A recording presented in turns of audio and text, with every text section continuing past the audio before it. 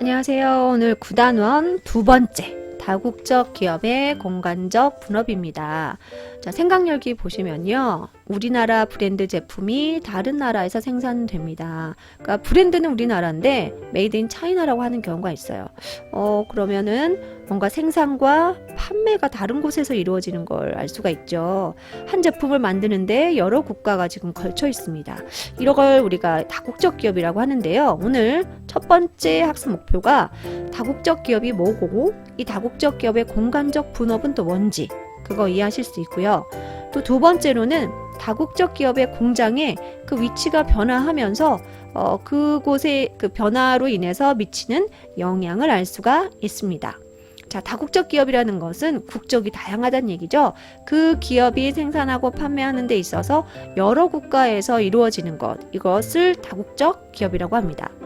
그러니까 주변에서 참 많이 볼 수 있습니다. 뭐 땡땡 콜라 본사는 미국인데 공장은 경기도 여주 우리나라에 있네요. 또 땡땡 운동화 독일에서 디자인하지만 만들어지는 곳은 인도네시아. 자, 땡땡 휴대전화 본사는 우리나라에 있지만 생산 공장은 중국입니다. 자, 생산, 판매, 연구하는 곳이 디자인하는 곳이 전부 이렇게 여러 나라에 걸쳐 있고요. 뭐 A사의 국가별 협력업체 보니까 이 회사가 어떤 물건을 만드는데 협력업체가 한 나라에만 국한되지 않죠. 이렇게 여러 나라에 걸쳐 있습니다. 자, 이러한 다국적 기업은 규모가 크면요. 한 어떤 나라가 1년 동안 벌어들이는 소득보다 그 다국적 기업이 전 세계 여러 나라에서 벌어들이는 소득이 더 큰 경우가 많이 있습니다. W사 같은 경우에는 폴란드가 1년 동안 얻는 것보다 더 많고요. 심지어 이 W사는 이 아일랜드와 뉴질랜드가 1년 동안 그 생산한 총 생산보다 훨씬 더 많은 것을 알 수가 있습니다. 자, 왜 이러한 다국적 기업이 생겨날까요? 아무래도 여러 나라에 걸쳐서 생산 판매하기에 좋은 환경이 구축이 되어 있기 때문에 그렇겠죠. 연락하기 쉽고 이동하기 쉽기 때문에 그렇고 또 세계적인 분위기도 서로 교류가 활발해지는 그런 분위기이기 때문에 다국적 기업이 증가할 거예요. 그래서 아무래도 그 기업이 하나의 물건을 만들려면 여러 과정이 필요하잖아요. 그 과정에 맞게 나라를 아마 선택을 할 겁니다. 그래서 원료나 임금은 어디가 어느 나라가 저렴할까? 물건을 팔 수 있는 소비 시장은 어디가 넓을까? 이걸 생각해서 공장을 만들고 또 엄마 회사, 본사 이외의 자회사, 지사를 여러 곳에 두게 되겠죠. 자, 이러한 다국적 기업은 갑자기 팍 생겨나는 게 아니라 과정을 거칩니다. 아마 처음에는 한 국가 내에서 소규모 공장으로 시작을 했을 거예요. 일단 물건을 만들어내야 하니까요. 그러다가 기업이 성장하면 점점 공장도 넓어지고 이제 넓어지다 못해 다른 곳의 지역으로 옮겨가고 또 연구소도 또 하나 생기고 그러다 보면 이게 커지면 해외에서도 반응이 좋으네? 그러면 다른 나라까지 걸쳐가면서 다국적 기업으로 성장을 하는 것이죠. 자, 그런데 처음 들어본 말이 있습니다. 공간적 분업. 자, 뭐냐? 분업이라는 건 원래 가방을 만들 때 지퍼 다는 곳, 재봉질 하는 곳, 염색하는 곳 계속 그 일만 하잖아요. 자기 역할이 정해지면서 이것처럼 공간을 그렇게 나눈다는 얘기입니다. 다국적 기업이 생산도 해야 되고 판매도 해야 되고 연구도 해야 되잖아요. 그 기능에 맞춰서 공간을 나눈다는 얘기예요. 자, 다국적 기업의 공간적 분업의 기능별로 그 위치하는 것을 보면 본사나 연구소는 주로 핵심이잖아요.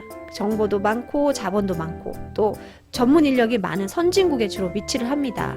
그러나 이제 생산 공장 같은 경우에는 생산비만 보자면 저렴하기 때문에 개발도상국에 있지만 넓은 소비 시장을 확보하려면 선진국에 생산 공장이 위치하기도 한다는 얘기예요. 그럼 정리하면서 문제 한번 풀어볼게요. 교과서 175쪽에 탐구예요. L기업의 기능이 여러 공간에 걸쳐 있죠. 공간적 분업이 나타나 있습니다. 본사가 어디 있어요? 자, 본사는 영국에 있어요. 연구소도 영국에 있네요. 영국. 나머지 바느질, 면직물 구매, 구리 구매, 지퍼 구매, 나머지 재료 구매하고 생산하는 곳, 나머지 나라 전부 쓰면 되겠죠.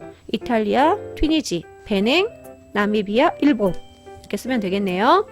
자, 다음에 여기 빈칸 한번 써볼까요? 자, 다국적 기업의 공간적 분업 현상을 정리한 것이다. 자, 다국적 기업의 땡땡은 주로 정보 수집과 자본 확보에 유리한 선진국에 있다. 어디라고 그랬죠? 본사죠, 본사. 자, 주로 교육 수준이 높고 전문 인력이 많은 선진국에 있다. 자, 교육 수준이 높다, 전문 인력, 이게 이제 뭐예요? 이게 연구소가 되는 거예요. 가끔 학생들이 두 가지 헷갈려서 잘못 쓰는 경우가 있어요. 자, 생산 공장은 뭐가 저렴해야 돼? 아까 임금이라고 했죠? 임금이니까 노동비 또는 넓은 시장을 확보할 수 있는 지역. 그러니까 임금이 저렴한 개발도상국이나 넓은 소비 시장을 확보할 수 있는 선진국에 위치하기도 한다. 자, 그 다음에는 땡땡 지점은 제품 구매력이 높아 수요가 많은 지역. 자, 뭘까요? 판매 지점이죠. 팔 수 있는, 여러 사람이 살 수 있는 곳에 위치한다. 자, 그 다음에 오늘 두 번째 학습 목표가 이러한 다국적 기업의 공장이 위치가 바뀌면서 뭔가 그 지역에 변화를 준다고 했어요. 자, 다국적 기업의 공장은 아까 이야기했죠. 땅값과 임금이 저렴한 개발도상국에 입지하거나 소비시장, 사람들이 많이 살아갈 수 있는 거죠. 소비자가 많다는 얘기예요. 소비시장을 확보하기 위해서나 무역 장벽의 극복을 위해서 선진국에 입지하게 돼.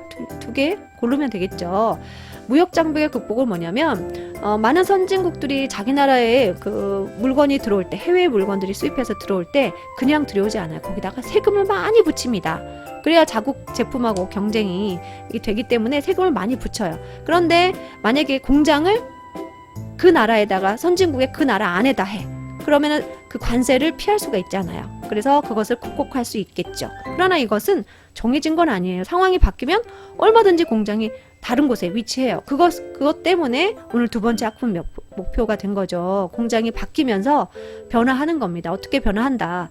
다국적 기업의 그 공장이 또는 다국적 기업 연구소나 본사가 위치가 바뀌면서 어떻게 변화할까. 자, 첫 번째 볼게요. 다국적 기업이 들어서는 지역은 아무래도 대기업이 들어오는 거잖아. 그냥 대기업도 아니고 세계적인 기업이 그 지역에 들어온다. 당연히 그 지역에 있는 노동자들 많이 고용을 할 것이고 일자리가 증가하고 또 관련 산업이 발달하면서 그 지역 경제가 활성화된다. 하지만 이제 문제점은 세계적인 기업이 들어온 거잖아요. 국내 소규모 기업들은 당연히 피해를 볼 수 있고 또 그 해외 기업으로 인해서 그 기업의 활동으로 인해서 환경 오염의 여지도 있을 것이다. 자, 또 하나, 다국적 기업이 만약에 떠나가는 지역은 어떨까? 그럼 국내 중소기업의 재활, 다시 경쟁력이 있을 수 있겠지만 부정적인 영향은 그동안 그 기업에서 일하고 있던 국내 노동자들 갑자기 실직자가 되는 거죠. 실업자가 증가하고 관련 산업의 피해를 보면서 그 지역 자체가 실업자가 많아지면서 그 지역의 경제가 침체되는 그런 문제점이 있을 수 있다. 실제로 다국적 기업의 공장은 아까 상황에 따라 바뀔 수 있다고 했잖아요. 이 미국의 N 기업입니다. 근데 이 공장이 제일 처음에는 임금이 저렴한 일본에 공장을 세웠었어요. 그런데 일본의 임금이 점점 오르니까 그 다음에는 대한민국이나 타이완, 대만으로 옮겼다가 또 우리나라도 임금이 만만치 않으니까 중국으로 옮겼다가 지금은 이렇게 동남아시아 쪽으로 생산 공장을 계속 이전하고 있습니다. 상황에 따라서 공장의 입지는 변화할 수 있다. 하지만 그것으로 인해서 현지 지역들이 피해를 볼 수도 있고 또 긍정적인 영향을 받을 수도 있다는 얘기예요.